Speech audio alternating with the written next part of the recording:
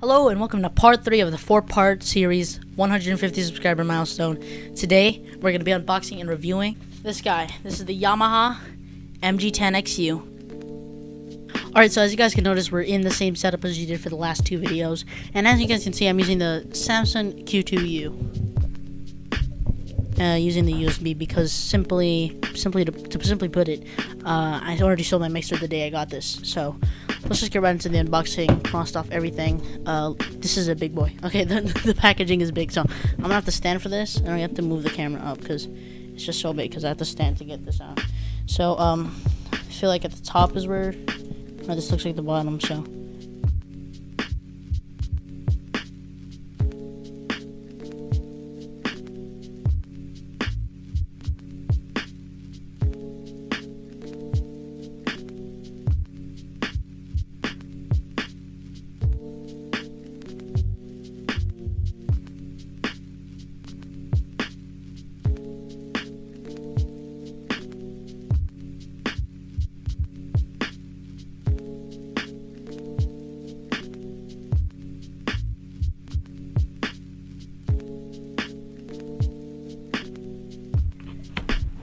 There you go, yeah, from the side. Open it up. Accessories contain the upside end of this box. So let's just keep that in mind. Okay, yeah, definitely from the side.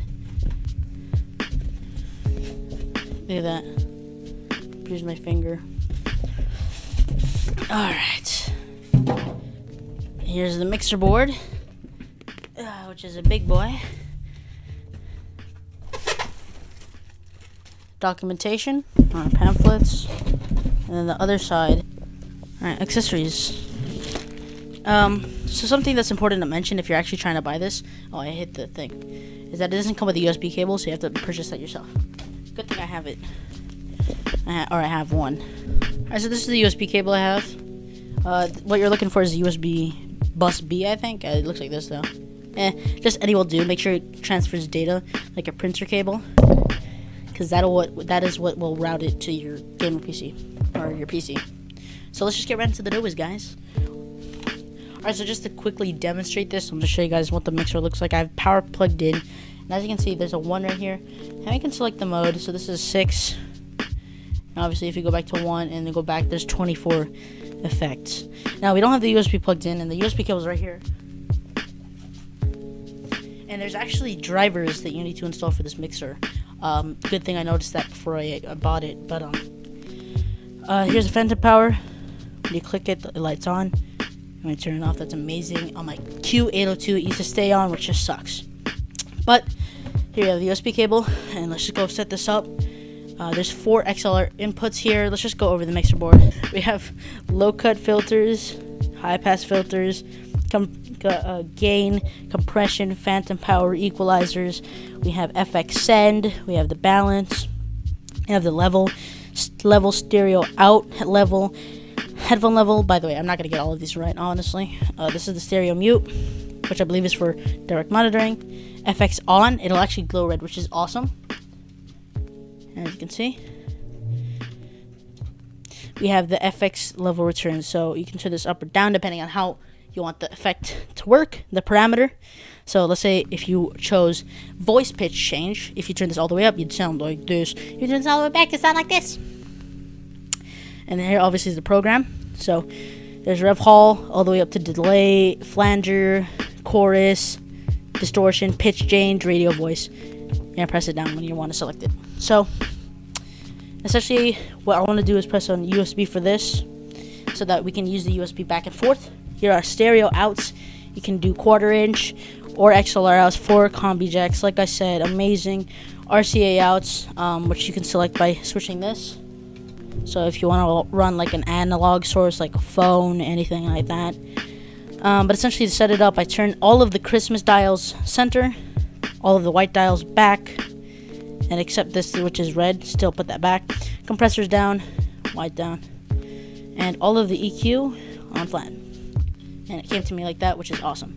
Make sure all of these are not pressed down, because if they are, you might accidentally mess up the sound. And then this is the FX end, or this is the FX end. So let's let's just get, if you want to do like a mix minus. So let's just get into plugging this in. We're gonna plug in a Shure SM48, and I'll show you guys all the effects. So let's just get right into the doors, guys. Alright, so we're using the Yamaha mg10xu, and I wanted to show you guys effects. This is a day later because I was trying to research the problem. The USB output on this mixer, and several other people have had this problem as well. Essentially, the USB output for the microphone is way too quiet. Not sure what it means or what it essentially is about, but it's just way too quiet. Essentially, if we go to, what I had to do is use the stereo outs on the mixer board and plug it into a line in on the back of my computer, because the USB output is just way too low. I'll give a demonstration right now what it sounds like using the same exact settings as I have right now using the stereo out.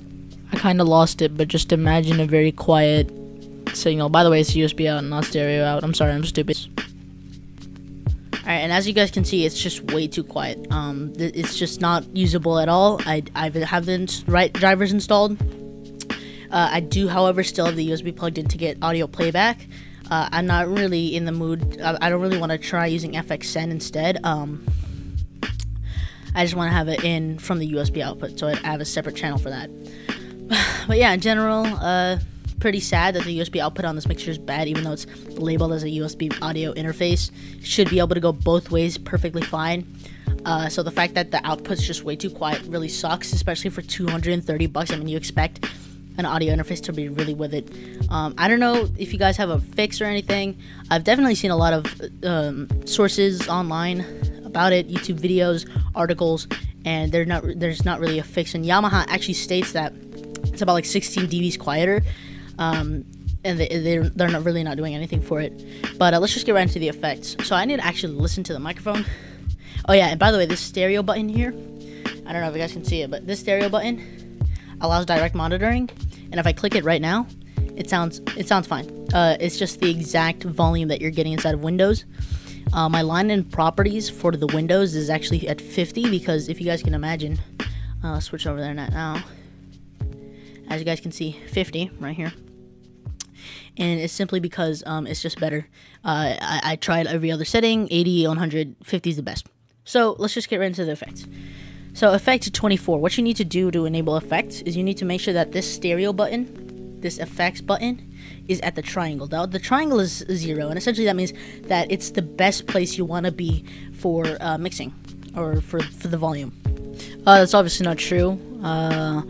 Essentially what that means is that at 0, it's neither boosted or more quiet in terms of being quieter. So no, it's not the best. It's just best to be in the start, so you get the best level. Right, so you want to make sure that this, obviously you have your microphone set up perfectly, gain, everything, and then see this effects, you want to put that to the triangle, which for some reason is in the top right instead of in this all the way to the right. Then you see this effects thing, put this to the triangle, then keep this to the right. Well, you don't have to, but just keep it at the right so you can get the full effect. And then you want to go up here, select one, make sure this is orange, and as you can see, we are now a chipmunk. So this is actually awesome. This is great for like trolling people, and I can actually hear the effect.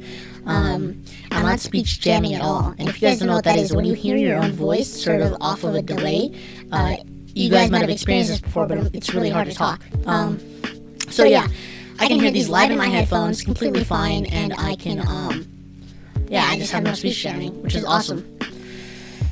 So this is effect 24.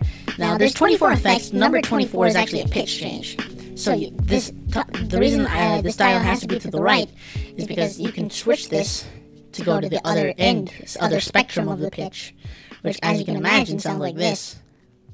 Alright, so the complete opposite of the lollipop is a lollipop yelled the freaking loudest set, highest pitch, as you can tell, is the lowest pitch. And there are other cool effects. So if we go to effect number 1, we're sort of in reverb. You can turn the dial, like I said.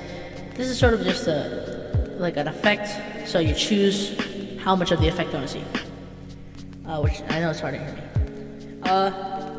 Next cool effect is this. It's speech jamming me now. Alright, so now we have 15. So now I sound like weird. This is called the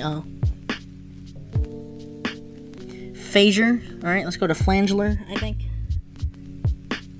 Alright, this is a flangeler. Yeah, so these are pretty cool. It's like an alien. There's also a radio voice, which makes you distort and almost clip.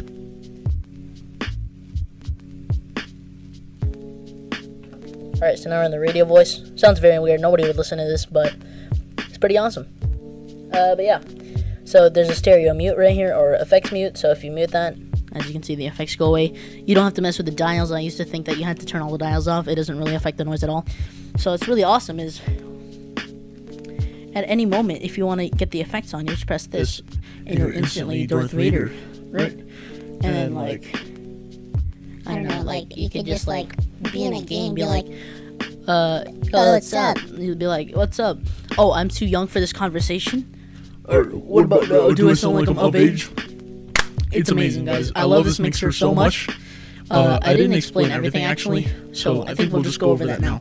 I just wanted to show you guys the effects. So, the effects here are not the effects. So, oh my god. By the way, I'm using the Samsung GTU XLR. So, we have our 4 combi jacks. They can support 1/4 inch or XLR. XLR is what I'm using right here.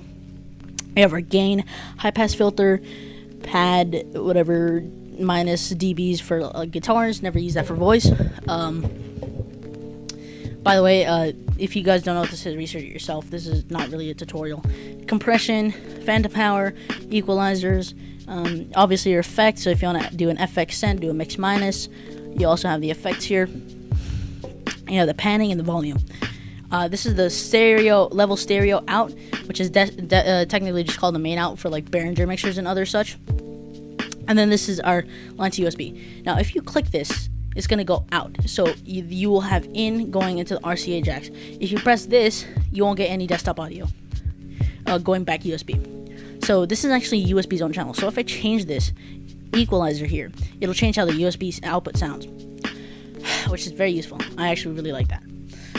So then we get our effects here. SPX digital audio processor, effect processor, headphones, stereo mute. Again, if you want to disable live monitoring, I like my live monitoring for now. Just for this, and then we have 2 XLR stereo outs. We have a bunch of 1/4 inch ins, and yeah, that's about it. There's a power switch on the back and USB, and that's about it. If y'all enjoyed this review, make sure to like and subscribe, and I'll see you all in the next one. Part 4 coming out soon.